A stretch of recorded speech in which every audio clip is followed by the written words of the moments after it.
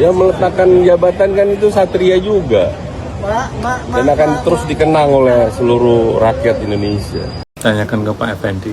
Dan PDI juga sudah menjawab kalau itu adalah hasil pertemuan dengan Pak Jokowi. Tanyakan ke Pak Effendi. Tanyakan ke Pak Effendi. Ternyata seorang Jokowi yang awalnya begitu sangat dikagumi dan dibanggakan oleh banyak orang, ternyata malah berakhir dengan sangat-sangat memalukan. Nah, kalau soal perintangan penyidikan, maka KPK harusnya memeriksa Jokowi dan Fendi Simbolon yang mengatakan bahwa Jokowi selama ini membantu Mas Hasto. Buktikan kepada kami, rakyat Indonesia yang sudah terlanjur kecewa dan memandang miring kalian, kalau KPK itu berani memeriksa Jokowi. Buktikan kalau KPK itu emang ada manfaatnya buat kebaikan negara dan bangsa, bukan buat kesejahteraan penguasa. Assalamualaikum warahmatullahi wabarakatuh. Kembali lagi di channel Prayoga Muhammad. Gimana kabar kalian semua? Semoga baik-baik saja ya, dan dilancarkan segala rizkinya. Soal isu Bapak Jokowi akan mengawut-awut partai PDIP sepertinya sudah dimulai ya guys ya. Nah, dari mulai penetapan Pak Hasto sebagai tersangka yang tentunya membuat Ibu Megawati kepikiran lah ya, dan juga ada pernyataan dari Effendi Simbolon yang mengatakan bahwasanya ya Bu Megawati bisalah turun dan digantikan yang lain gitu ya. Dan itu pun langsung ditanggapi oleh Bung Guntur Romli. Nah, teman-teman semua, sebelum kita masuk ke sana, kita bacakan dulu beritanya agar tidak gagal paham ya. Effendi Simbolon bertemu Jokowi. Nah, PDIP mengatakan sama-sama pecatan partai. Nah, kita lihat dulu beritanya. Juru bicara PDIP Guntur Romli menyatakan pertemuan antara ex-kader PDIP Effendi Simbolon dan Presiden ke-7 Republik Indonesia Joko Widodo adalah pertemuan dua pecatan PDIP. Guntur juga menyebut bahwa pertemuan tersebut membuat Effendi mengutarakan ide agar Ketua Umum PDIP Megawati Soekarno Putri mundur dari jabatan. Effendi Simbolon baru bertemu dengan Jokowi, mungkin ini permintaan Megawati mundur. Hasil pertemuan mereka yang sama-sama pecatan PDI Perjuangan, kata Guntur Romli kepada wartawan ya.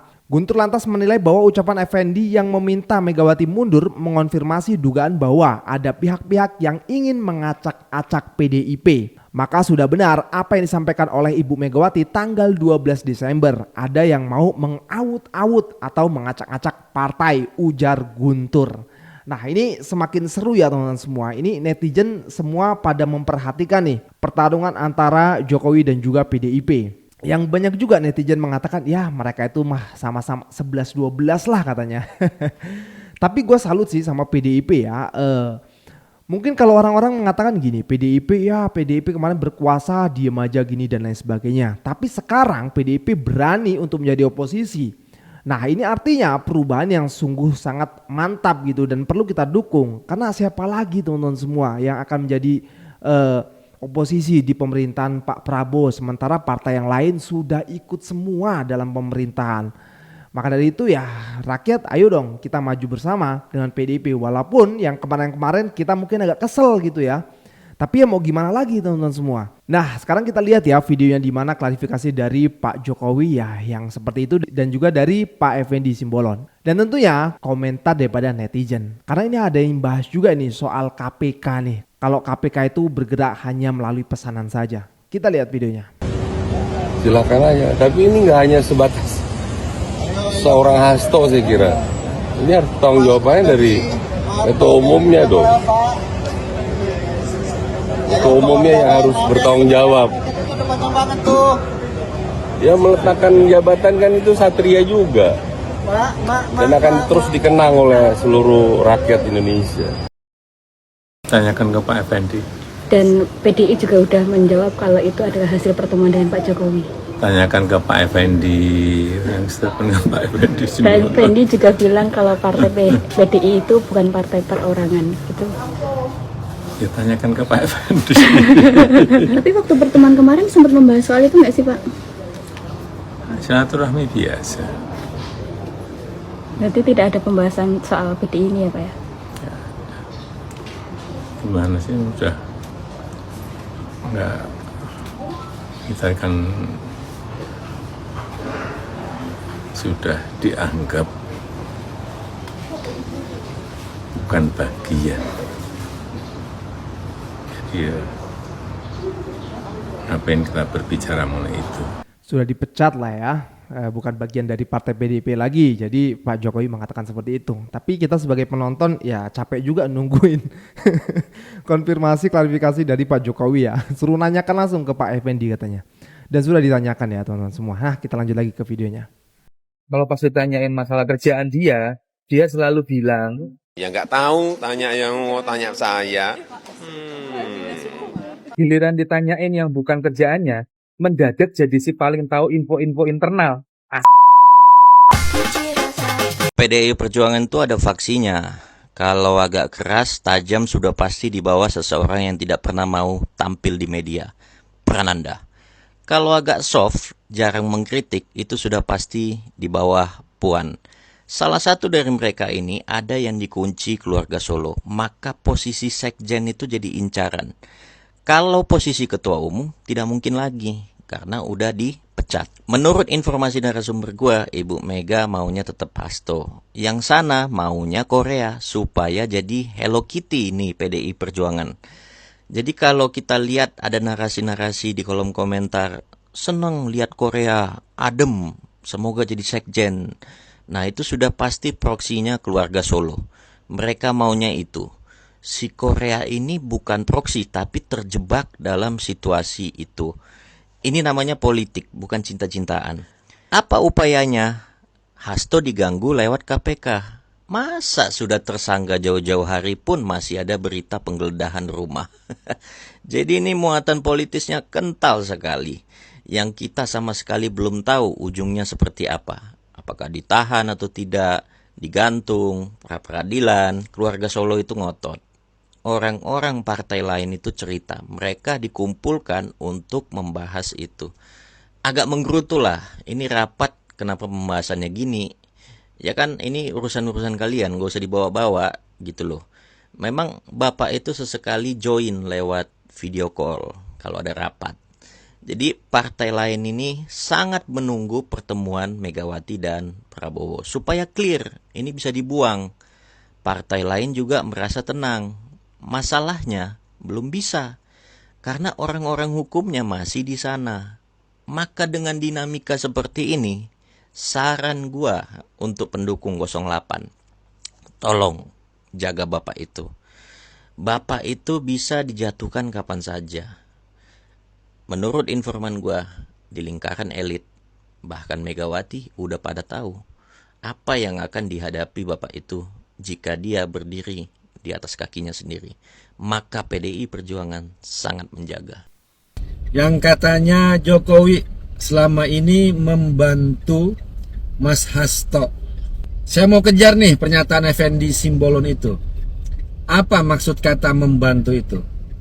Apakah maksudnya membantu dengan tidak mentersangkakan Mas Hasto Kristianto dalam kasus Harun Masiku?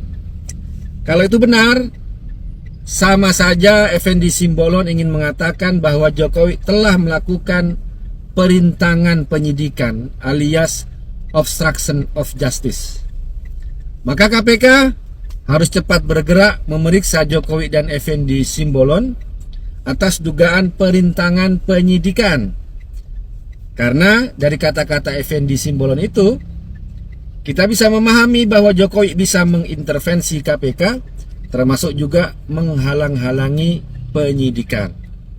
Namun, Sekjen PDI Perjuangan Mas Hasto merasa tidak dibantu dalam kasus ini. Kalau benar dibantu, harusnya kasus Harun Masiku itu tidak terjadi sejak awal. Tidak ada OTT, tidak ada penangkapan, dan lain-lain sebagainya.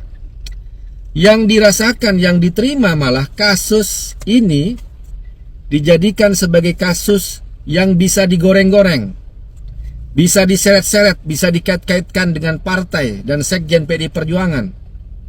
Bahkan dijadikan sebagai alat untuk mengintimidasi. Setiap Mas Hasto bicara keras tentang Jokowi dan keluarganya selalu diancam dengan kasus ini. Dan juga menurut putusan pengadilan yang berkekuatan hukum yang tetap, inkrah, tidak ada hubungannya Mas Hasto itu dengan kasus penyuapan ini. Putusan pengadilannya Wahyu Setiawan nomor 28 tanggal 15 Agustus tahun 2020 sudah jelas disebutkan di situ uang itu yang diserahkan kepada Wahyu Setiawan dari Harun Masiku, tidak ada nama Mas Hasto di situ. Nah, kalau soal perintangan penyidikan, maka KPK harusnya memeriksa Jokowi dan Fendi Simbolon yang mengatakan bahwa Jokowi selama ini membantu Mas Hasto. Segera periksa Jokowi dan Effendi Simbolon. Sebenarnya kalau soal memeriksa Bapak Jokowi ini sebenarnya harusnya sudah lama gitu ya, karena banyak banget pemberitaan soal Bapak Jokowi, apalagi kemarin soal UCCRP yang menyamatkan nama beliau di situ ya, bahwasanya beliau menjadi presiden terkorup di dunia nomor 2 tuh. Tapi ya nyatanya ya enggak juga ada yang meriksa kan gitu. Nah, soal KPK ini rakyat juga semakin enggak percaya gitu loh. Memang benar-benar KPK ini kayak ya nunggu diperintah dulu lah ya. Terlihat betul soalnya ya, ini tuh asumsi gua sih ya. Dan banyak juga rakyat netizen yang berkomentar seperti itu. Nah, dan juga teman-teman semua, ini pertarungan dua elit. Jadi kita rakyat ya kita lihat aja dulu gitu ya. Kita perhatikan, gelar tiket dan kita tonton gitu. Dan juga teman-teman semua, soal video yang disimpan oleh Ibu Koni di Rusia. Kenapa nggak dibongkar sekarang aja? Karena ini bisa jadi senjata makan tuan juga nih untuk Ibu Koni dan juga Pak Hasto gitu loh. Bagaimana kalau memang di situ ada kejahatan-kejahatan seperti koruptor dan lain sebagainya, dan video ini bisa membongkar, kan nanti kesannya jadi aneh gitu loh. Kenapa nggak dari dulu bongkarnya? Kenapa baru sekarang kan gitu? Makanya mending cepet-cepet deh dibuka. Mending cepet-cepet deh dibuka gitu. Nah, ini komentar netizen. Pertarungan elit politik antara PDI dengan kubunya Jokowi itu sebetulnya makin seru teman-teman. Tapi sekali lagi pertarungan elit ini bukan untuk rakyat tapi untuk pribadi dan kelompok mereka saja. Ya kalau Pak Hasto bener punya rekaman korupsi elitnya rejim Jokowi waktu itu, kalau bener ada ya dibuka dong dari sekarang, gak usah ditunda-tunda. Kalau ditunda-tunda kan akan jadi bertanya-tanya apakah nunggu dililan atau seperti apa. Jadi intinya perseteruan elit itu bukan untuk rakyat tapi untuk mereka dan kelompok mereka sendiri. Gimana menurut kalian? Kalau nanti Hasto dan Koni beneran ngerilis video skandal korup para pejabat yang katanya kotak Pandora bom waktu itu, menurut gue alih-alih menjadi pahlawan pembasmi korupsi, gue yakin ini malah jadi backfire, bumerang buat mereka. Kalau video itu keluar, publik akan kebelah dua nih. Satu akan bersorak-sorai dengan terungkapnya banyak kasus korupsi, yang satu lagi akan memicingkan mata kayak, berarti lo selama ini tahu? Kenapa lo diem aja? Ya walaupun diem aja itu ada dua kemungkinan ya. Yang pertama, dia memang nutup-nutupin karena mungkin dia ada terlibat di situ. Atau dia takut kalau dia bongkar justru dia yang akan dilaporin balik, pencemaran nama baik lah, UITE lah, dan pasal-pasal karet yang banyak itu. Tapi apapun alasannya, yang namanya menutup-nutupi kasus korupsi itu bisa kena pasal juga. Jadi harusnya bongkar dari awal aja. Ya itulah politik ya teman-teman ya. Gak ada yang motifnya pure demi kebaikan, gak ada. Kalau lo temenan, lo akan lindungi walau lo tahu salah. Kalau lo lagi berlawanan, lo akan serang walaupun gak ada yang salah tapi dibikin-bikin. That's politics. Jadi kalau nanti beneran dibongkar ini video, motifnya itu bukan amar ma'ruf nahi mungkar, bukan. Karena Pak Hasto Kristen gitu, jadi bukan. Kalau data dan pengakuan bahwa Hasto yang memiliki potongan-potongan video yang berisi informasi terkait dengan skandal elit kunci di negara ini tidak diungkap dan tidak disampaikan kepada penegak hukum, jangan salahkan publik kalau kemudian akan ada serangan balik yang jauh lebih dahsyat mengarah kepada Hasto. Bahwa Hasto akan disebut sebagai orang yang hanya playing victim, hanya akan disebut sebagai gertak sambal, hanya akan disebut sebagai orang yang omon-omon. Itulah yang akan terjadi. Kalau Hasto itu hanya untuk mendapatkan simpati publik, karena statusnya saat ini sudah ditetapkan sebagai tersangka. Hasto itu hanya sebatas halusinasi, hanya sebatas fiksi, hanya sebatas klaim, hanya sebatas omon-omon yang tidak bisa dipertanggungjawabkan. Sekali lagi, itu tidak akan mengubah posisi Hasto yang sudah ditetapkan sebagai tersangka oleh KPK. Nah, maka dari itu rakyat meminta untuk segera dibuka saja Pak. Karena tidak merubah juga gitu loh. Dibuka nggak dibuka ya udah tetapkan sebagai tersangka kan. Ya sudah, habiskan aja sekalian kan gitu. Kita lanjut lagi guys. KPK dulu independen, sekarang sih jadi propertinya penguasa. Anggaran aja dia mintanya 1,35 triliun. Tapi fungsinya cuman kayak badut sulap yang iklannya ditempel di tiang-tiang listrik. Mereka baru kerja kalau dapat telepon, kalau mereka ada pesanan dari penguasa untuk mengganggu oposisi dan pihak-pihak yang tidak pro kepada penguasa.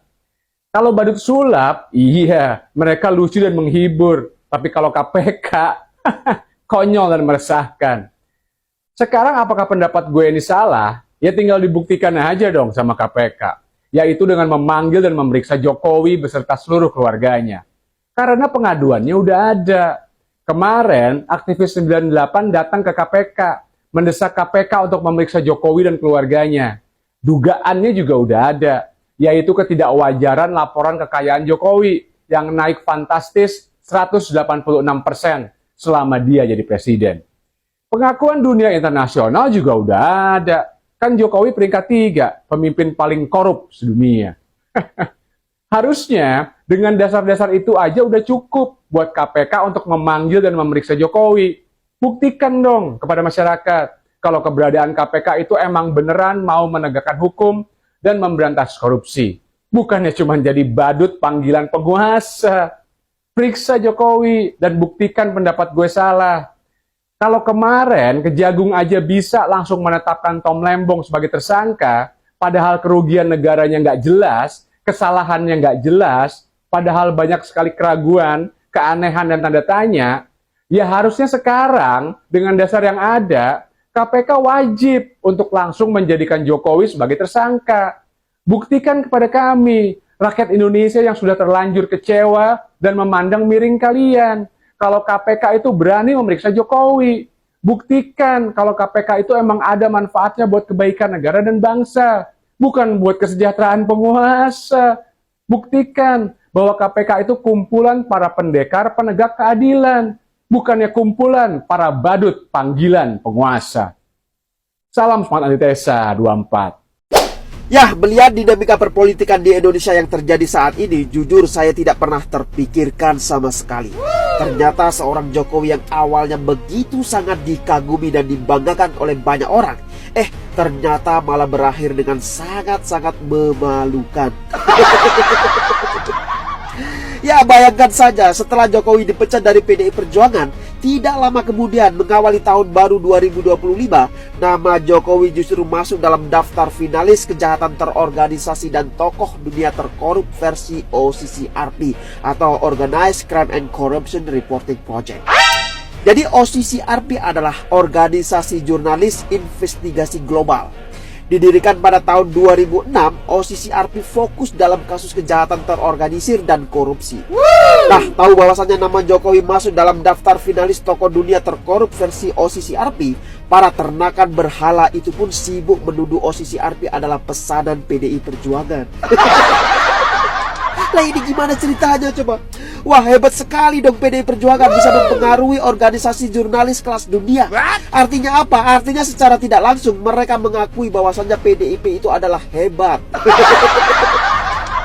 Ya, tapi saya nggak tahu apakah yang terjadi kepada Jokowi saat ini merupakan bagian dari karma atau sumpah yang pernah disampaikan oleh Basuki Cahayapurnama alias Ahok.